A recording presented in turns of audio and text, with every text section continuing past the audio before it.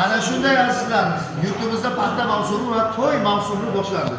To'y mavsumlari boshlagandan keyin oshlar boshlanadi. Nima deysiz aka? Har bir mahallada hozir kuniga 4tadan 5tadan osh bor-da ertalabda.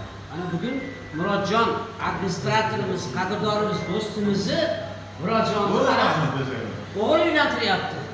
Osh mana. Ana shu. Ko'rib turibsizlar. Go'shtlar vaqti.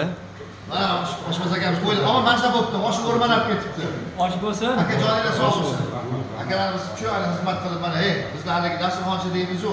Umringiz uzoq bo'lsin. Shuncha odamni kutib olib kuzatish o'zi bo'ladimi? Qaynota. Qaynota. Murodjon bilan bizda istoriyamiz zo'rda. To'ylar bo'lsin Murod aka. Gap yo'q. Ming rahmat, yashanglar. Ana shunday. Ben qiz chiqarganimda, mana 3 oydan keyin Murodjon qiz chiqardi. Men mana yaqinda 12-yilda o'g'il uylantirdim, 2 haftadan keyin Murodjon o'g'il uylantiryapti. Ketma-ket. To'y bosib qolibsizlar-da. Orif aka, saharda osh sog'inganlarga nima deysiz siz? Kim saharda osh yesa baquvvat bo'ladi. Kelib o'sha saharga osh keladi. Shunday. Qari bilganni pari bilmas.